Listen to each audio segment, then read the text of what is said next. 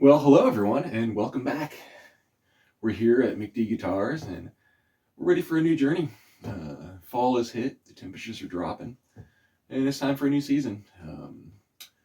Pretty well there on having all the finish on our telly and our PRS curing up and getting ready. But yeah, our ES is in the happy hands of Vince, and can't wait. Our schedules are pretty busy and getting together just to do a big project just didn't work out. So wanted to get into it, and as we mentioned, he's so much better at setting up a guitar than me. I sometimes will ask him for tips and tricks, and he'll help me out. But so we sent the guitar with him, and once he's wrapped up, we'll go down and visit him and see what the final product ends up being. So I'm pretty excited about that. But we'll have some patience, let him do his thing, and we'll get back into that. But for today, we're starting a new journey. So strap on your seatbelt, Eric. It's time.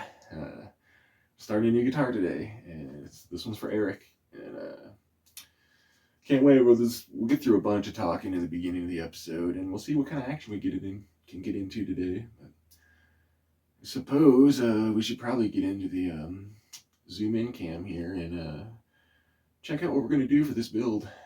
Should be pretty interesting. I'm pretty excited about it. So let's take a peek at what we got to start with, and we'll go ahead and give Eric some choices to start delving around and see what he comes up with. So we'll see you guys in a minute. I'll get on in. All right, well, here we are. This is a new design I've come up with, and it is pretty reminiscent of Ziri as far as our horns, but we are scaled down. Kind of have this nice little solid point, and we're offset on the body, so definitely a little bigger on our lower bout here. But yeah, I really dig it. Going forward is going to kind of be my standard. So we'll see. Maybe Eric will be nice and help me name this along the journey. So we'll see how that goes. So we tried this really cool trick, and it worked.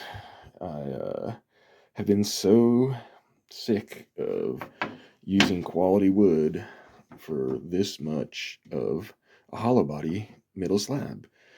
So I took our offcuts of the ES335, which is some really flaming maple, and we made a center. We went ahead and joined it with little chunks of rosewood from the fretboard of the ES335. So we have our middle slab. It looks pretty rough right now, but this is really going to have that sweet flame maple look, and it's going to be our whole middle slab. So I'm really excited about that. We went ahead and threw some of the rosewood in the neck area too, just so we could kind of have some symmetry. But yeah, we have enough maple to do our center block with, but I'm up in the air whether I may go to a zero coat or something to that effect. We will beef up where our strap button's going to go. We're going to do a cool trick with that. I'm going to get this thing all together to as close as I can before I have to glue all the body together. And we're going to make sure that it's balanced. No neck dive, good balance. It's going to be pretty light wood, and we want to use this nice neck. So if the neck is a little off, we can put a little bigger chunk here and balance it up a little. So it's going to be a little cool trick I try also this round. But yeah, super stoked. Now I can go dig through all my offcuts and make a bunch of center slabs and not use full pieces of wood anymore. So kudos to that, huh? We have this crazy sheet of camphor burl. Let's see if we can get a good shot here. But yeah, this is pretty amazing. And this is going to be our top. That is going to look just gorgeous. I can't wait to dig into some of that, right? So yeah, we opted for crazy figure. It is a little thinner top, but so the carve will be a little light, but it's going to look great. And we have got a 2-inch 3-piece slab of koa here.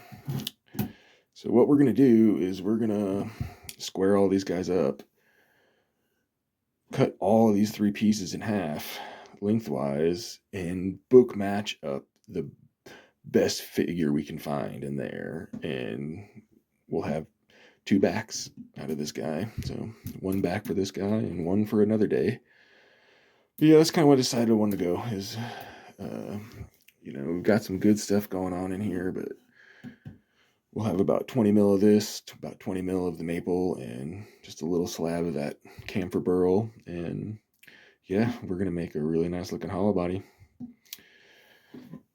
I know Eric likes Padauk, so this really lustrous piece of Padauk that we're going to use for a neck. Should be pretty nice. This stuff definitely passes the tap test. Now,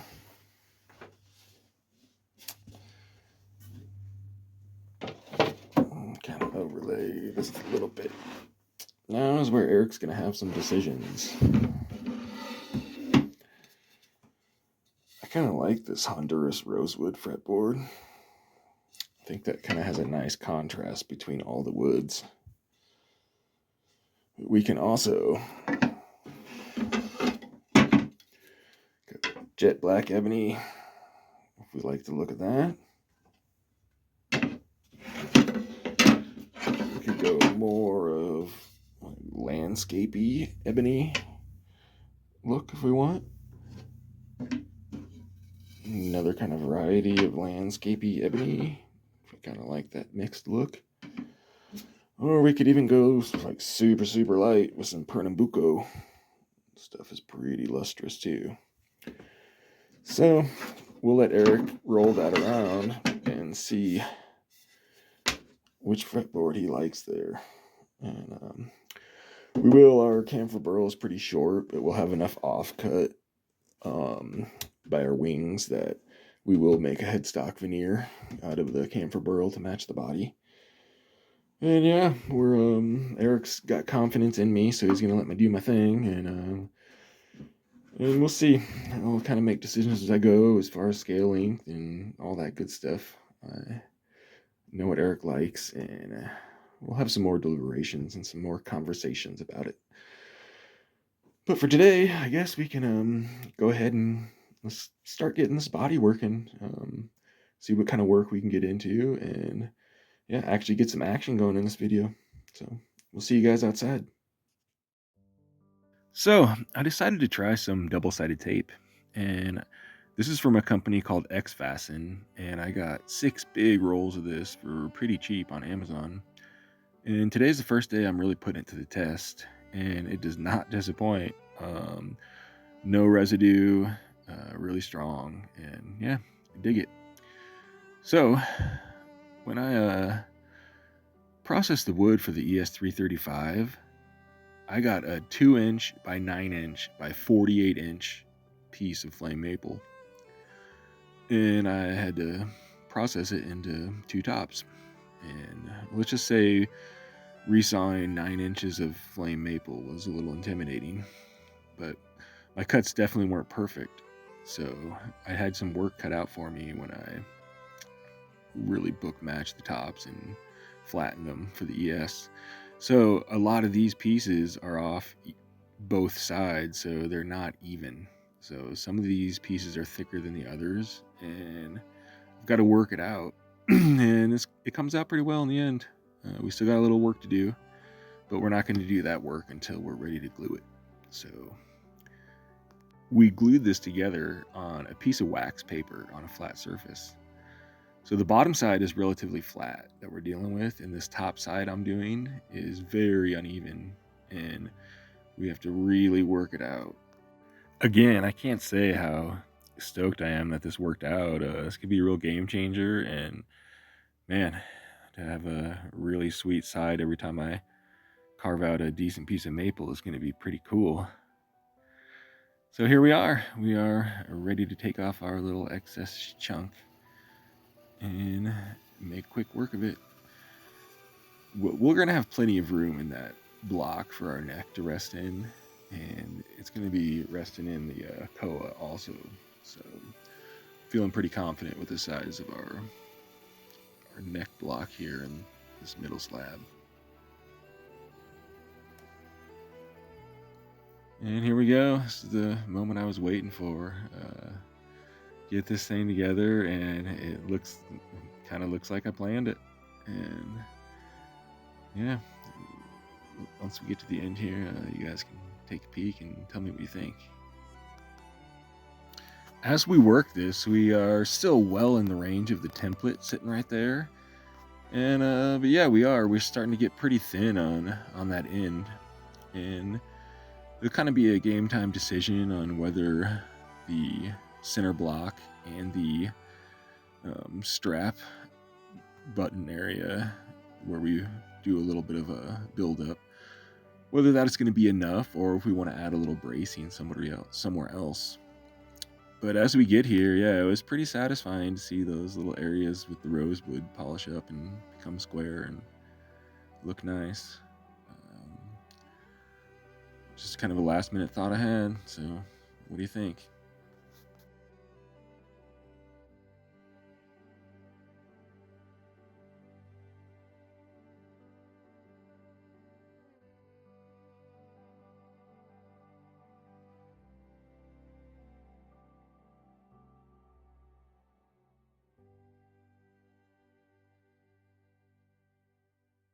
This 40 some seconds is 26 minutes of me doing a straight shot into leveling this camphor burl top. A lot of times I will just cut the top out before I level it because it's not the end of the world, but this piece is really thin and I really can't afford to have any roll off or drop off on any edges. So I decided I really want to cut this out with the bandsaw, so I'm going to have to just man up and get in here. And sorry about the awful film. I'm still working on my overhead shots, but yeah, it took some time to level that out. But here's the reward. You got to cut this thing out. From here on out, this thing's like butter.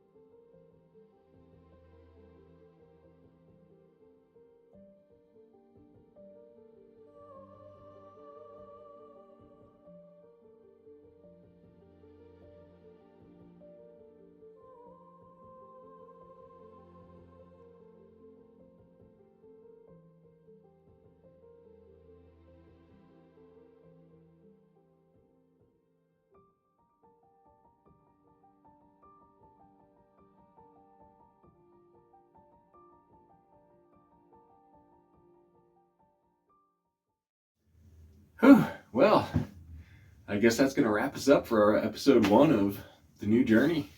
We got a top and we got a middle. Really happy with the way that came out. I didn't film this because I didn't know if it was going to work, and getting those jointed angles, yeah, it was a little tedious, but it worked out. Really stoked. As you can see, I made sure our top's still a little oversized, so we're good there. But yeah, I would call this a pretty good start to the day. So obviously next episode we'll get in and we'll start processing some koa and see if we can get a body together. Yeah, thanks for tuning in and watching, and we'll catch up with you guys next time. And yeah, let me know what you think. Cheers.